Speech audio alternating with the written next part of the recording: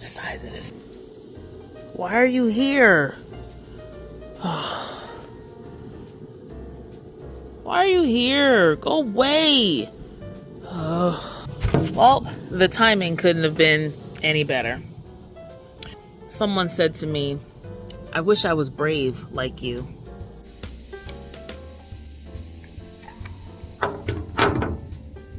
My dear child, bravery is not something that has typically been associated with me, by me, but it's been said more than once.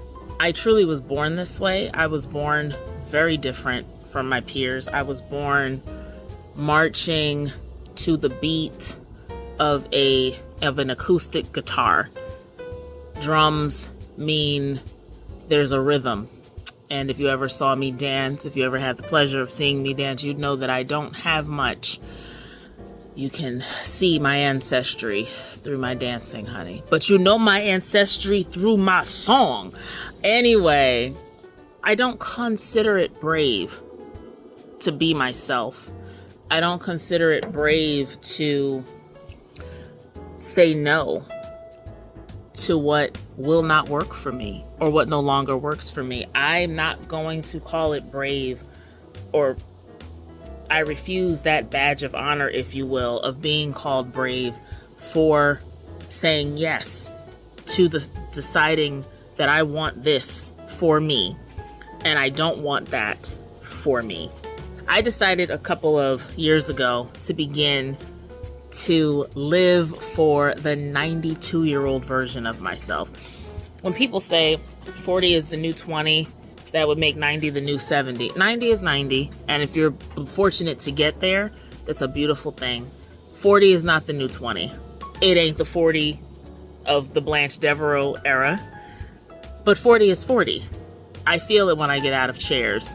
I don't know when it's gonna rain, thank the Lord, but I feel it, right? I feel things that I didn't feel at 20. I have concerns that I didn't have in my 20s, and that's all right. That is the gift that continues to give, that we hope continues to give as we hope for continued days on this earth plane. I don't call it brave. I call it making the decision to make her proud. I call it making the dash worth its while. I really think about that 92-year-old, hopefully still, with lubricated ligaments and joints and all, but she will be older. She may be slightly stiffer, but she'll have a wonderful story to tell, videos to prove, and some things that are thrown away. But her story is going to be magnificent. I don't call it brave. I call it intentional. I call it recognizing that we got one shot, one life. Cherish it. Cherish you in that life.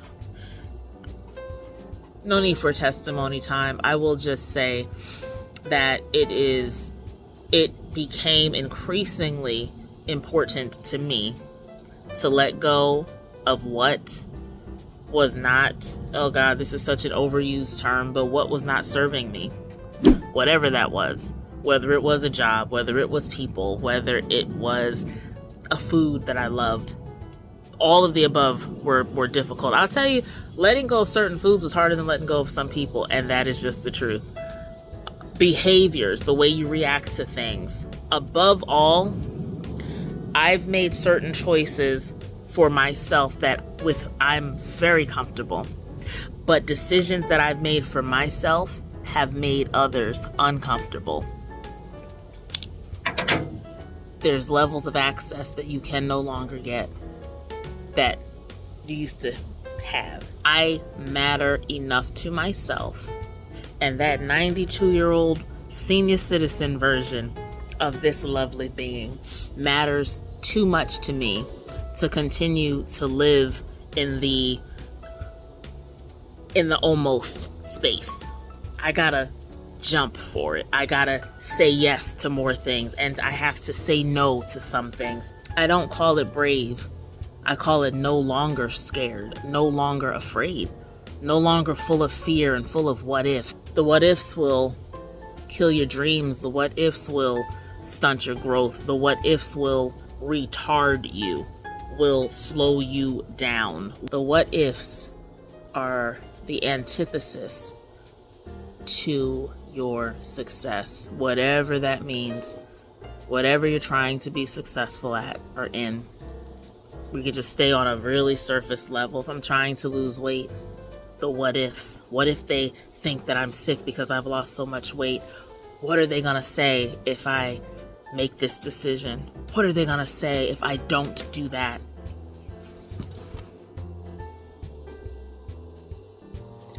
They're gonna say it anyway. So my dear, go forth.